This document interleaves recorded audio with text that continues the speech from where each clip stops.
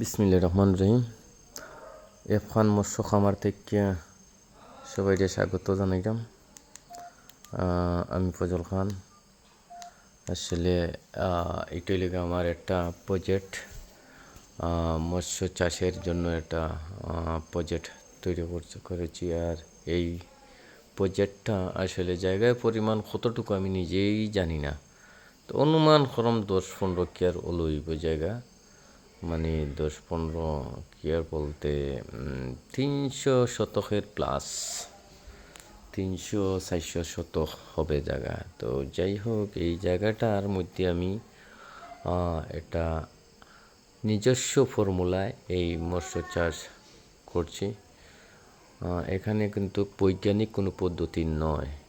বৈজ্ঞানিক পদ্ধতি হলে কিন্তু এটা অন্যরকম চাষের জায়গা করার প্রয়োজন ছিল, কিন্তু নিজের পদ্ধতিটা হচ্ছে ন্যাচারাল পদ্ধতি।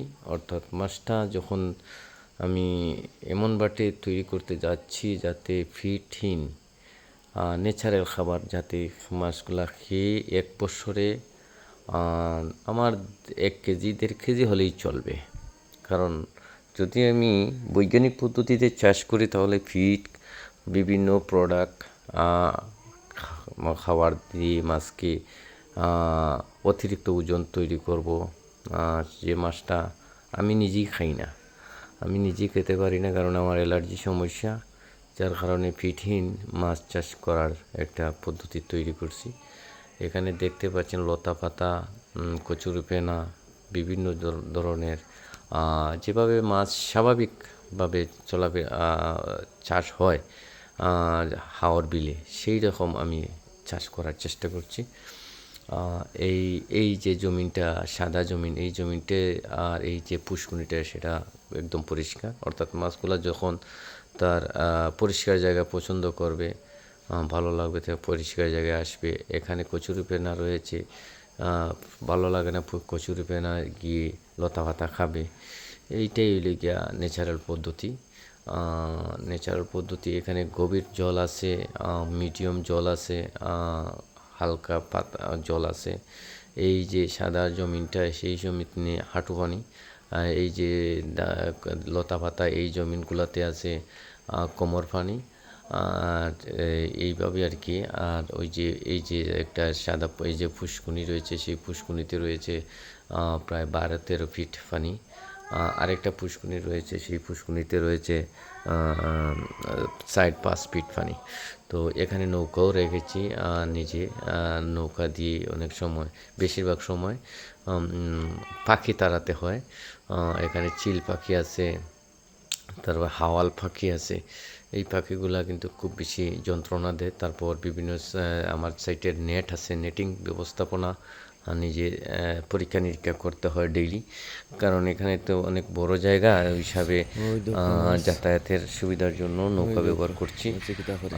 আপনারা মাছও দেখতেছেন, মাছ কিন্তু এখানে আমি বড় সাইজের মাছ যেগুলো, অর্থাৎ 1/2 কেজি উপরে, প্রায় 1/2 কেজি গড়, 1/2 কেজি মাছ ওজনের প্রায় 2000 মাছ ছেড়ে দিয়েছি। ঘাস কাপ, কার্পু, রুই। আর এখন নতুন মাছ ছেড়ে দিয়েছি আরো 20,000। এগুলো হলো ঘাস কাপ, ক্রিকেট, কার্পু, মিগেল। তো এই মাছ 20,000 আছে। আর এখানে যথেষ্ট কই মাছ আছে, মাগুর মাছ আছে, শিং মাছ আছে, চেং মাছ আছে, টাকি মাছ।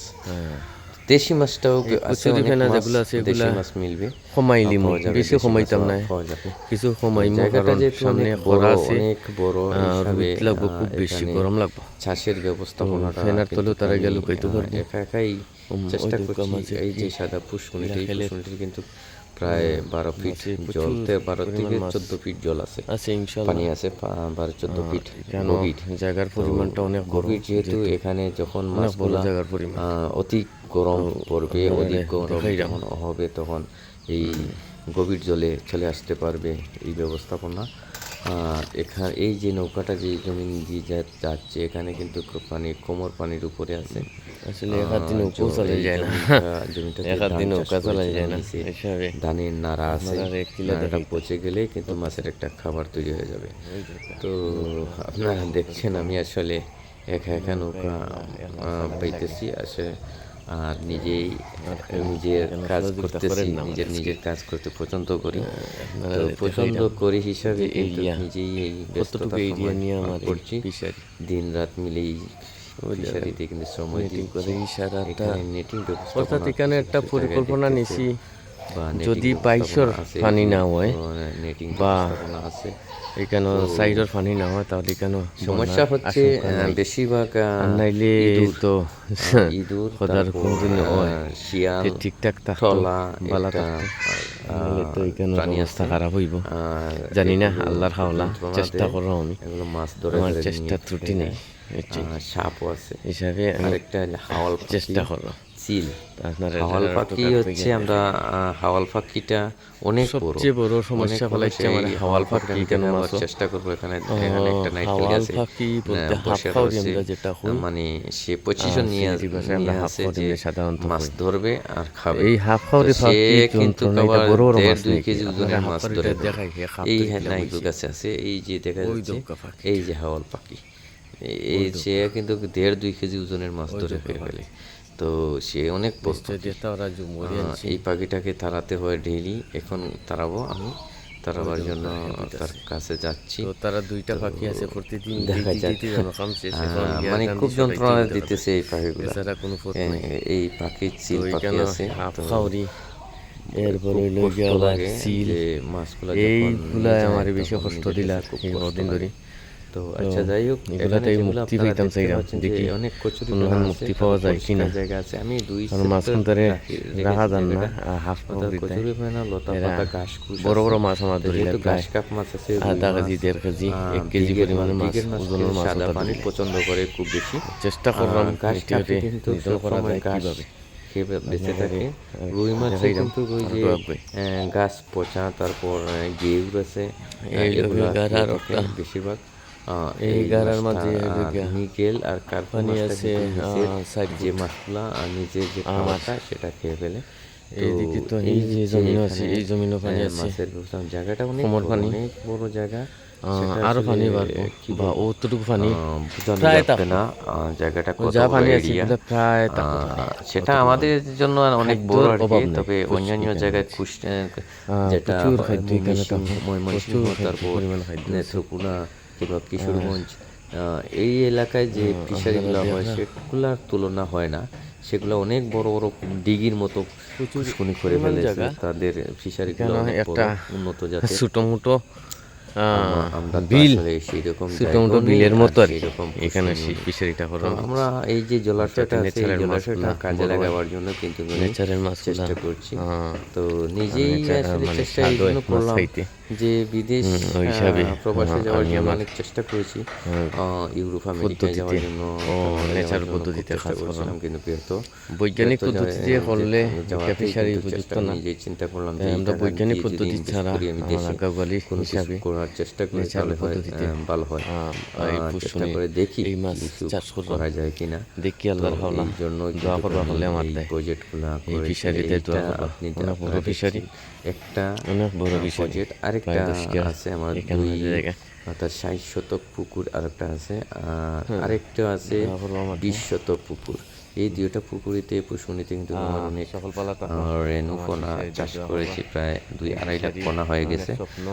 পোনাও কেউ যদি কিনতে চান তাহলে আমার সাথে অতি তাড়াতাড়ি যোগাযোগ করতে পারেন। আমার মোবাইল নম্বরে যোগাযোগ করবেন 01712961821। এই নাম্বারে যদি যোগাযোগ করেন তাহলে অবশ্যই আমার কাছ থেকে 2-3 ইঞ্চি সাইজের পোনা আপনারা ক্রয় করতে পারবেন। অ্যাভেলেবল পোনা আছে। তো যাই হোক, এখন আমি নৌকা ছেড়ে দিয়েছি। আমার ছেলে, ভাতিজা আর দামান, ওনারা নৌকা বইতেছে এখানে। এই যে স্কুলের পিছন সাইড, এই পিছন সাইডে এই যে সাদা পানি, আরেকটা বলছিলাম না যে 4 ফুট পানি এই পুকুরে আছে।